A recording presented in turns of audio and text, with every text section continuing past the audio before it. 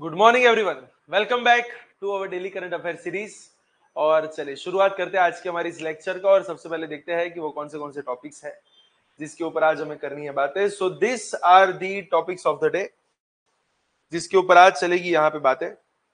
चलिए देखते हैं कौन से टॉपिक्स है। The first topic that is about rare defence traits in Indian frogs. Indian frogs के अंदर एक नई रिसर्च वहां पे हुई है जहां से हमको एक चीज पता चली है कि वो भी अभी डिफेंस मूड में आ चुके हैं। तो वो एग्जैक्टली क्या है तो उसके बारे में जानेंगे। Then after Pakistan Afghanistan border disputes, जो रिसेंटली वहां पे बॉर्डर्स पे थोड़े से ज्यादा बढ़ने लगे हैं। बात चलेगी आईनी एयर बेस इन तजाकिस्तान, जहां पे रिसेंटली इंडिया ने विड्रॉ कर दिया है, मतलब पूरी की पूरी हमारी जो सिस्टम थी वहां पे उसे वापस खींच लिया है। मॉडल यूथ ग्राम सभा इनिशिएटिव, जो ministry of Panchayati Raj, ministry of tribal affairs, education, उन सबका वहां पे कॉम्बिनेशन है, एक नया इनिशिएटिव।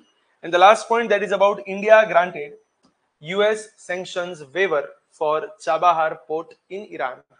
ईरान के अंदर जो हमारा वहां पे चाबाहार पोर्ट है जिसका डेवलपमेंट वहां पे है, तो उसके ऊपर यूएस के सैंक्शंस को 6 महीने के लिए वहां पे वेव ऑफ किया हुआ है। तो उसके ऊपर करेंगे कुछ बातें। चले वन बाय वन करते हैं स्टार्ट। आज के इस लेक्चर की शुरुआत करते हैं सबसे पहले rare defence trades in Indian frogs. क्या है अभी करंट में, कंटेक्स्ट में क्यों है, तो उसके लिए वहां पे देखते हैं कंटेक्स्ट में क्या है। तो team from the university of Delhi's systematics lab, उन्होंने एक डॉक्यूमेंट वहां पे पेश किया है for the first time, rare anti predator defence behaviours. Anti predator defence behaviours का मतलब बेसिकली क्या होता है, तो प्रेडेटर के सामने लड़ने का एक behaviour in two Indian frog species. India की 2 फ्रॉग स्पीसीज के अंदर ऐसा एक बिहेवियर वहां पे मिला है और उसके बारे में कुछ करेंगे बातें। पहले तो इसके बारे में थोड़ा सा जानते हैं और डिटेल में। The study uncovers unique behavioural adaptations in frogs.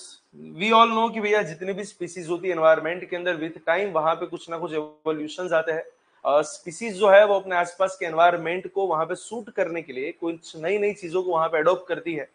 So this is a kind of new adaptation in frogs, जहां पे वो लोग biting, shrinking shrinking as well as body raising, उन सब का वहां पे यूज कर रहे हैं, that is to deter the predators. और these are among the first such recorded examples instances in Indian amphibians।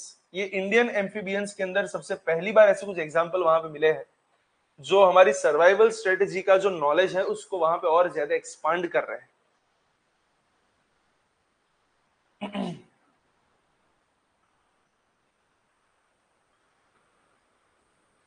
अगर पूरी दुनिया के किसी डेटा के बारे में अगर वहां पे बात करें, दुनिया के अंदर लगभग देखा जाए तो 7,800 से भी ज्यादा फ्रॉग की स्पीसीज वहां पे नोन है। और सिर्फ देखा जाए तो 650 के आसपास ऐसी स्पीसीज है जहां पे ऐसे डिफेंस रिस्पॉन्सेज वहां पे मिले हैं, making the Indian cases scientifically valuable. जो हमारे जो ये केस है उसको वहां पे थोड़े से वैल्यूएबल बनाते हैं। और कौन से स्पीसीज के अंदर ऐसे फीचर्स वहां पे मिले हैं, तो अरुणाचल प्रदेश की एक स्पीसीज है जिसका नाम यहाँ पे लिखा हुआ है, that is known as Apatani horned toad. Toad का मतलब होता है बेसिकली फ्रॉग, एंड हॉर्न का मतलब होता है शिंग, जिसको अपने बोलते हैं, that is horn. Apatani horn toad के अंदर वहां पे ये वाला एक फीचर मिला है। और वहां पे ऐसा मतलब माना जाता है that is it's a nocturnal frog with cryptic leaf litter camouflage that hides it during the day. उनके पास एक लीफ लिटर वाला एक पूरा कैमोफ्लेज वहां पे होता है, और because of this camouflage effect वो डे टाइम के अंदर खुद को वहां पे हाइड कर सकता है। और जब भी उसके ऊपर वहां पे थ्रेट आता है तो व्हेन थ्रेटन्ड वो अपनी बॉडी को वहां पे इन्फ्लेट कर रहा है, एक शार्प डिस्ट्रेस कॉल को वहां पे रिलीज करता है और प्रेडेटर्स को शायद वहां पे बाइट करता है। ऐसा एक पहला ऑब्जर्वेशन यहाँ पे मिला है from Apatani horned toad of Arunachal Pradesh. और दूसरा ऐसा बिहेवियर हमको कहां पे मिला हुआ है, that is by coloured frog in western Ghats Kerala. तो केरला के अंदर भी जो बाई कलर्ड फ्रॉग वहां पे मिलते हैं, तो वहां पे भी ये वाला कुछ ऐसा बिहेवियर मिला है। और एक बोल सकते हैं कि एक ऐसी स्पीसीज है that arches its body by stretching the limbs vertically, appearing larger and more menacing, जो अपनी बॉडी को और लार्जर वहां पे दिखाता है। द बॉडी रेजिंग पोस्चर, जो मतलब उसकी बॉडी को जो राइज करने वाला ये जो पोस्चर है, is believed to intimidate predators and was experimentally verified in the wild. और इसकी इंप्लीकेशंस क्या है, तो एक कुछ नए हमें बिहेवियरल रिकॉर्ड्स वहां पे मिले हैं जो हमारी नॉलेज को वहां पे और बेटर करेंगे रिगार्डिंग द एम्फीबियंस। एक एवोल्यूशनरी इंसाइट यहाँ पे बोल सकते हैं, क्योंकि एवोल्यूशन वहां पे हुआ है कुछ अडोप्टिव टेक्निक्स का, यहाँ पे अडोप्टिव रिस्पॉन्स का यहाँ पे यूज किया गया है। And the last one is biodiversity awareness. It reinforces how much remains undocumented in India's rich amphibian fauna. India का ये जो रिच एम्फीबियन फोना है उसके अंदर और भी कुछ यहाँ पे बोल सकते हैं कुछ ऐसी चीजें हो सकती है जो आज तक कहीं पे कोई जगह पे डॉक्यूमेंट नहीं हुई है, तो ऐसी नॉलेज को वहां पे और ये करेगा enhance. That is all about this thing. And then after we are looking about Pakistan Afghanistan border issue. But यहाँ पे इस टॉपिक को शुरू करने से पहले मैं एक चीज आपको बता दूं, PD Gurukul which is the best institute in Gujarat for civil service preparation की तीनों ब्रांचेस अहमदाबाद, गांधीनगर एंड वडोदरा के अंदर नई बैचेस की हो चुकी है शुरुआत फ्रॉम 3rd of November 2025। तो इसी हफ्ते वहां पे नई बैचेस की हो चुकी है शुरुआत और एडमिशन अभी भी यहाँ पे ओपन है। नो डाउट हर एक मंथ कुछ ना कुछ नई बैचेस हम यहाँ पे करते open, because we are focusing on the limited students, जिसके ऊपर और मेहनत करके वहां पे एक प्रॉपर डायरेक्शन प्रोवाइड की जाए, ताकि ये जो सिविल सर्विस एग्जामिनेशन है जिसका सिलेबस हम सबको पता है कि एक वाइड सिलेबस होता है, जहां पे डायरेक्शन की बहुत इंपॉर्टेंट वहां पे जरूरियात होती है। आंसर राइटिंग करना है वो सबको पता है, लेकिन कैसे आंसर्स को लिखा जाता है, उसके अंदर कौन से पॉइंट्स आने चाहिए, कब आने चाहिए, किस फॉर्मेट में आने चाहिए, ईच एंड एवरीथिंग, हर एक टाइप का गाइडेंस आपको यहाँ से प्रोवाइड किया जाता है। और इसलिए हर महीने कुछ सीट्स को वहां पे ओपन किया जाता है और नए बच्चों को यहाँ पे एडमिशन दिया जाता है। सो अभी तक अगर आपने एनरोलमेंट नहीं करवाया है तो नीचे डिस्क्रिप्शन बॉक्स के अंदर आपको एक फॉर्म मिलेगा, you can fill up that form. और there is also another way, you can also contact on this number to get all the informations regarding these batches and the directions that we are providing, one-to-one mentorship program, the online as well as offline batches, the materials regarding your preparation। अगर कोई भी confusion है तो आप इस number के ऊपर contact कर सकते हैं, या फिर नीचे डिस्क्रिप्शन बॉक्स के अंदर आपको एक फॉर्म मिलेगा, you can fill up that form and you can direct contact to our branch. तो जहां से आपको पूरी इंफॉर्मेशन मिल जाएगी और पता भी चल जाएगा कि मतलब क्यों पीडी गुरुकुल को सबसे बेस्ट माना जाता है गुजरात के अंदर फॉर सिविल सर्विस प्रिपरेशन। और अभी यहाँ पे ऑफर्स भी ओपन है that you will get 3 free demo sessions as well as up to 50% scholarship. Yes, आपको स्कॉलरशिप भी मिल सकती है, साथ साथ आपको डेमो लेक्चर्स भी वहां पे प्रोवाइड किए जाएंगे। So it is always like, पहले इस्तेमाल करें फिर विश्वास करें। तो एक बार वहां पे डेमो लेक्चर्स को वहां पे अटेंड करें, एक बार देखें कि कौन से लेवल पे प्रिपरेशन वहां पे है, क्योंकि प्रिपरेशन जितनी जल्दी हो सके उतनी जल्दी वहां पे शुरुआत कर देनी चाहिए, because the life is limited, the time period is limited, so we don't have to waste the time for our goal. तो अभी तक अगर आपने वहां पे ज्वाइन नहीं किया है तो आज ही पीडी गुरुकुल को वहां पे कांटेक्ट करें and you can get all the information. चलिए थोड़ा सा और आगे बढ़ते हैं इस टॉपिक के ऊपर, that is about Pakistan Afghanistan border issues. और क्या है recently, so there are the tensions between Pakistan and Afghanistan. क्यों, कब से इसकी टेंशन की वहां पे ज्यादा बढ़ने लगे हैं, तो after cross border air strikes as well as retaliatory fire along the Durand Line. Pakistan Afghanistan के बीच में जो लाइन है that is known as Durand Line, तो डुरैंड लाइन के आसपास वहां पे फायर्स वगैरह हुई, क्रॉस बॉर्डर स्ट्राइक्स वहां पे मिली, एंड बिकॉज ऑफ दैट वहां पे टेंशन जो है वो बढ़ता जा रहा है। और एक बोल सकते हैं कि साउथ एशिया का एक ओल्डेस्ट बॉर्डर डिस्प्यूट यहाँ पे वापस रिवाइव हो रहा है। ये डुरैंड लाइन एग्जैक्टली क्या है, तो it's a 2640 kilometre long border and which was demarcated in 1893 between British India as well as Afghanistan. British India और अफगानिस्तान के बीच में 1893 के अंदर 2640 किलोमीटर की एक लंबी सी डूरेंट लाइन वहां पे खींची गई। और किसने ये काम वहां पे बेहतरीन तरीके से किया था? तो it was done by sir Mortimer Durand as well as emir Abdul Rahman Khan. और इन डुरेंट सर के नाम पे से ही इस लाइन को डुरेंट लाइन वहां पे बोला जाता है। सो पाकिस्तान और अफगानिस्तान के बीच वाली ये line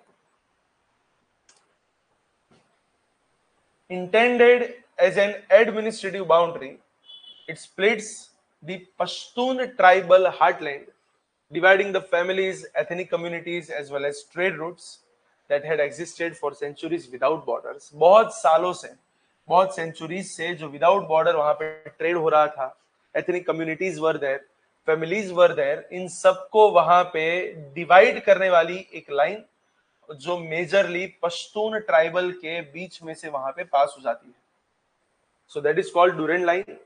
origin of the clash की अगर हम बात करें तो ये लाइन जो थी ब्रिटिश प्रेशर की वजह से, जो अब्दुल रहमान खान थे उन्होंने तो वहां पे उसको एक्सेप्ट कर दिया था उस जमाने में, but it was never recognised as a permanent international boundary by later Afghan governments. उनके बाद की जितनी भी अफगानिस्तान की वहां पे गवर्नमेंट्स आई उन्होंने कभी भी इस लाइन को एक्सेप्ट नहीं किया। और जब 1947 में पाकिस्तान वहां पे बनता है तो अफगानिस्तान ने इस डूरेंट लाइन को वहां पे रिजेक्ट किया। और जितने भी पश्तून रीजन्स थे जो पाकिस्तान के अंदर वहां पे जाते थे उसके नॉर्थ वेस्ट पार्ट में, उन सबके ऊपर अफगानिस्तान ने अपना दावा वहां पे लगाया। बोले ये पश्तून रीजन जो है वो अफगानिस्तान का एक पार्ट है, भले ही आज आपने बिकॉज ऑफ दिस लाइन इस रीजन को डिवाइड किया है, but it is a part of Afghanistan and they are claiming the right to unify the Pashtun regions which are divided because of this Durand line.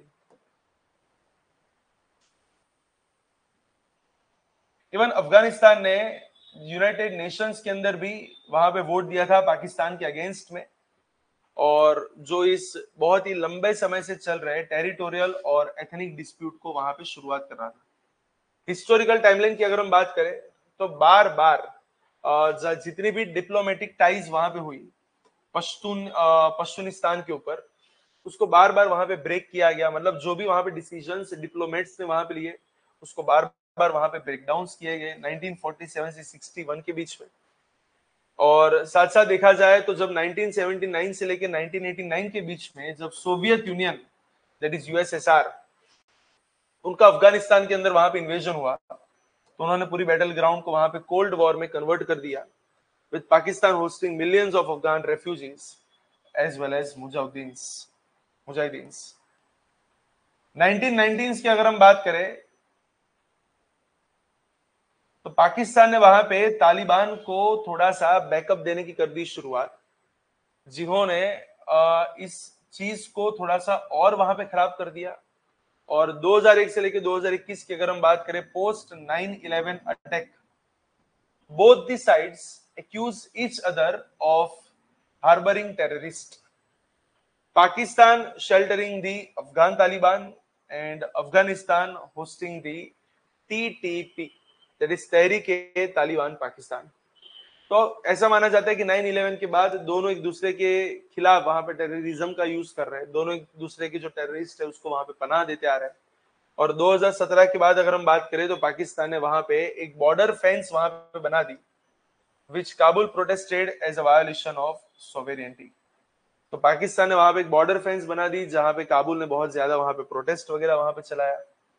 2025 में अगर हम बात करें,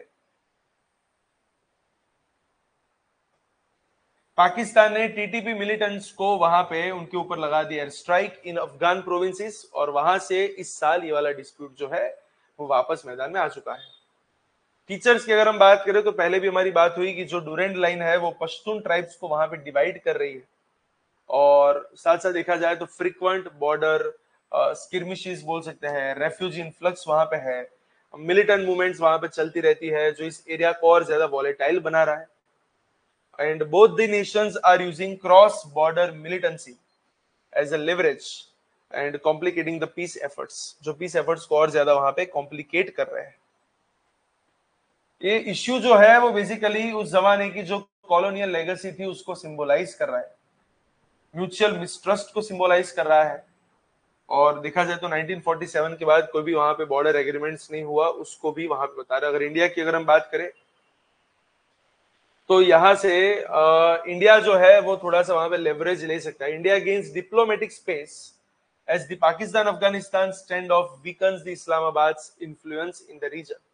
इस्लामाबाद का इन्फ्लुएंस वहां पे थोड़ा सा कम हुआ, एंड दैट्स व्हाई बोल सकते हैं कि दुश्मन के दोस्त, दुश्मन जो है वो आपके दोस्त हो जाते हैं, तो वहां से हम कुछ बेनिफिट ले सकते हैं।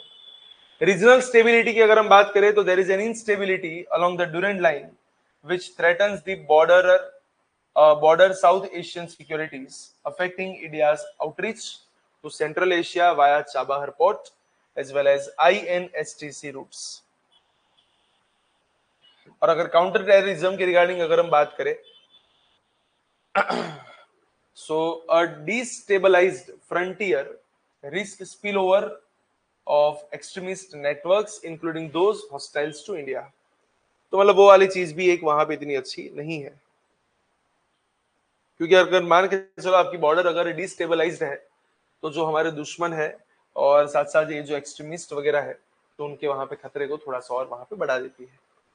So that is all about Pakistan Afghanistan border dispute. उसके बाद अगर हम कुछ बात करें आईनी एयरबेस इन तजाकिस्तान, क्या है अभी रिसेंटली यहाँ पे कंटेक्स्ट में। देखिए इंडिया ने रिसेंटली अपना ये जो आईनी एयरबेस वहां पे था तजाकिस्तान के अंदर, वहां से विड्रॉ कर दिया है, क्योंकि एक लीज एग्रीमेंट जो वहां पे होता था वो तजाकिस्तान ने रिन्यू नहीं किया है, reportedly due to the pressure of China as well as Russia. और वो वाली चीज जो वहां पे रिन्यू नहीं हुई है, बिकॉज ऑफ दैट इंडिया ने अपना जो आईनी एयरबेस है तजाकिस्तान के अंदर उसको वहां पे वापस खींच लिया। It is also known as Gissar military aerodrome. एक बोल सकते हैं एक स्ट्रेटेजिकली लोकेटेड एयरबेस है जो कि था इन Tajikistan, that helped India to develop and operate jointly with the Tajik as well as the surrounding governments। जो तजाकिस्तान की गवर्नमेंट के साथ कुछ ऑपरेशंस वगैरह करने के लिए हमें वहां पे हेल्प कर रहा था। It was India's first overseas military facility, giving it a strategic presence in Central Asia। Central Asia के अंदर स्ट्रेटेजिकली हमारी वहां पे प्रेजेंस होना वो इस एयरबेस से वहां पे और बेटर हो रही थी। और कहां पे है ये वाला एयरबेस, तो तजाकिस्तान की जो कैपिटल है जिसका नाम है दुशांबे, उसके वेस्ट में है, around 20 kilometres from Afghanistan Wakhan corridor which borders Pakistan occupied Kashmir as well as China. History की अगर हम बात करें तो originally built during Soviet era, Soviet era के अंदर इसको वहां पे बिल्ड किया गया था, and the base fell into disuse after USSR collapse. उसके कोलैप्स के बाद इसको वहां पे डिसयूज किया गया और इंडिया रीडेवलप्ड इट इन 2001-2002। हमने उसको वापस वहां पे रीडेवलप किया, जहां पे अजीत डोवेल हो गए और हमारे जो एयर चीफ मार्शल थे BS धनोआ, उन सबका वहां पे कंट्रीब्यूशन बहुत बड़ा रहा था। साथ साथ border road organisation that is BRO, उनका भी कंट्रीब्यूशन अच्छा रहा था इस एयरबेस को बनाने के लिए। और अगर जब भी अब किसी फॉरेन एयरबेस वगैरह की बात करते हैं तो उन सबको फंड करने का काम ऑलवेज किसका होता है, that is ministry of external affairs. तो वहां पे देखा जाए तो उन्होंने बहुत ही बढ़िया सा वहां पे बोल सकते हैं कि एक एक्सपांशन वहां पे चलाया, रनवे को वहां पे 3200 मीटर तक वहां पे स्ट्रेच किया, building hungers, refuelling facilities, maintenance units etcetera etcetera. And it was occasionally used by Indian Air Force for humanitarian as well as evacuation missions। जब भी अगर वहां से किसी को निकाल के बाहर लेके आना है या फिर अगर कोई लोग वहां पे फंस चुके हैं, उनका अगर कुछ एवेक्यूएशन जैसा कुछ करना है तो उसके लिए इंडियन एयरफोर्स कभी कभार इनका वहां पे यूज करती थी। स्पेसिफिकली अगर हम बात करें तो जो 2021 में अफगानिस्तान क्राइसिस वहां पे आए तो वहां पे ये वाली चीज का थोड़ा बहुत यूज वहां पे हुआ था। अगर हम स्ट्रेटेजिक इंपॉर्टेंस की बात करें तो it provided India a military foothold in the central Asia. Central Asia के अंदर हमारा जो फुटहोल्ड है उसको वहां पे और बढ़ाता है। साथ साथ देखा जाए तो पाकिस्तान और अफगानिस्तान के ऊपर सर्वेलेंस वहां पे और बेटर करता है। प्लस ये वकार वखान कॉरिडोर के नजदीक में वहां पे लोकेटेड है, 20 किलोमीटर है उससे, मतलब वखान कॉरिडोर, जो हमारी regional security as well as counter terror operations के लिए इंपॉर्टेंट है। ये इंडिया का एक बोल सकते हैं कि सेंट्रल एशिया के अंदर सिक्योरिटी पार्टनर का जो हमारा जो रोल है उसको वहां पे और स्ट्रेंथन कर रहा था। लेकिन अगर करंटली अगर हम बात करें तो ये लीज ऑलरेडी 2021 में वहां पे एक्सपांड हो चुकी थी। उसके बाद हमने हमारे पर्सोनल्स को तो वापस बुला दिया था फ्रॉम 2021-22, लेकिन फाइनली इस साल इस एयरबेस को वहां पे एंड दे दिया है क्योंकि तजाकिस्तान ने इसको वहां पे रिन्यूअल नहीं किया हुआ था। So that is all about आईनी एयरबेस इन तजाकिस्तान। सो ओवरऑल आपको आईआर के कंटेक्स्ट में इतना ध्यान रखना है कि ये वाला एयरबेस कहां पे है, तो बोले तजाकिस्तान के अंदर। साथ साथ देखा जाए तो अभी रिसेंट एक नया इनिशिएटिव जिसका नाम है मॉडल यूथ ग्राम सभा इनिशिएटिव। तो पंचायती राज मिनिस्ट्री, साथ साथ ministry of education as well as tribal affairs, इन तीनों ने एक नया इनिशिएटिव वहां पे शुरू किया है। कहां पे, तो बोले इन न्यू दिल्ली, जिससे डेमोक्रेटिक लीडरशिप को और वहां पे आगे बढ़ाया जा सके। एक ऐसा मॉडल, एक ऐसा इनिशिएटिव जो स्टूडेंट्स को ग्रास रूट डेमोक्रेसी को एक्सपीरियंस करवाएगा, और किस तरीके से, तो जो रियल ग्राम सभा है उसके फंक्शन इनको सिम्युलेट वहां पे करके, इन शॉर्ट जितने भी स्टूडेंट्स हैं उनको वहां पे एक्सपीरियंस करवाया जाएगा कि किस तरीके से ग्राम सभा काम करती है, जिससे उनकी सिविक अवेयरनेस बढ़ेगी, लीडरशिप वहां पे अच्छी और बेटर हो सकती है, प्लस पार्टिसिपेटरी गवर्नेंस यूथ के अंदर वहां पे और बेटर हो सकता है। ऑर्गेनाइजेशंस कौन सी यहाँ पे इन्वॉल्व है, तो जैसे कि हमारी बात हुई, ministry of Panchayati Raj, education as well as tribal affairs. और कौन सी स्कूल्स ने यहाँ पे सपोर्ट दिया है, तो it is supported by Jawahar Navodaya Vidyalaya, Eklavya model schools that is residential schools as well as state government schools.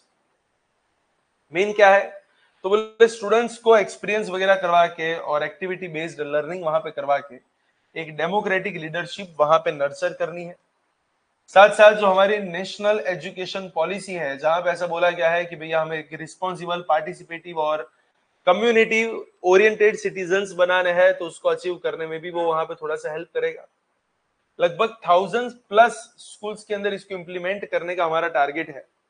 और जो हमारे जो ट्रेनिंग मॉड्यूल्स है और साथ साथ डेडिकेटेड MYGS डिजिटल पोर्टल है, उन सबको वहां पे इंटीग्रेट करेगा।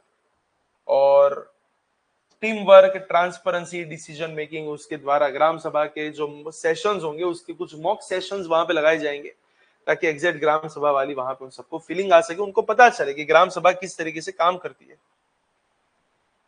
And plans to extend the model to urban areas through model ward sabhas for city students.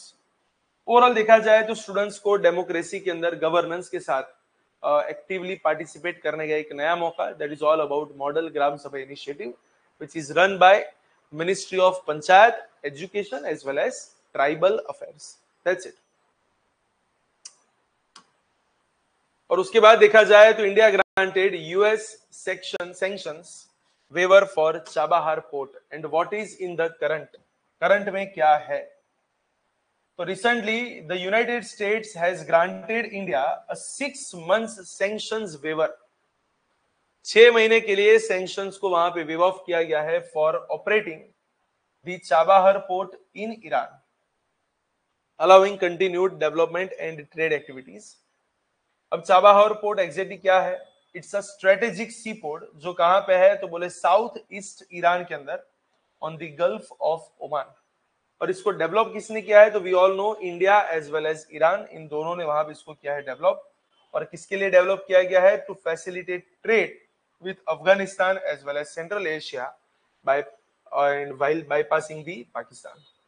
Pakistan को बाईपास करके इंडिया डायरेक्ट वहां पे ईरान को वहां पे मिल सकता है। So this is a kind of map जो आपको वर्ल्ड मैप के तौर पे वहां पे आप देख सकते हो।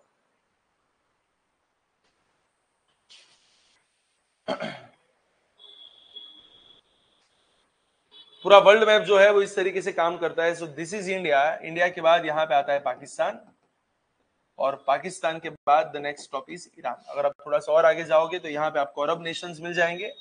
This is all about Red Sea, और उसके बाद अगर आप आगे जाओगे तो यहाँ पे आपको मिलेगा अफ्रीका, और अगर ऊपर की ओर आगे जाओगे तो यहाँ पे आपको ऊपर की ओर मिल जाएगा वहां पे मेडिटेरेनियन सी, जिसके ऊपर जाएगा यूरोप। सो पाकिस्तान को बाईपास करके डायरेक्ट ईरान के चाबहार पोर्ट से हम अफगानिस्तान के साथ भी ट्रेड कर सकते हैं, और साथ में देखा जाए तो सेंट्रल एशिया के अंदर हमारी वहां पे एंट्री हो सकती है।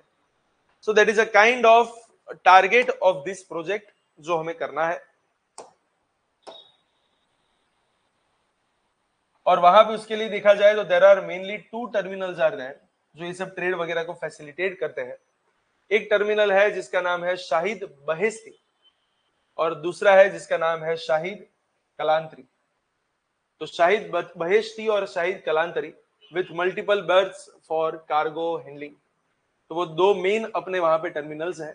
लोकेटेड कहां पे है तो बोले चाबहार सिटी के अंदर वहां पे लोकेटेड, और वो कहां पे है तो बोले Sistan and Balochistan province of Iran.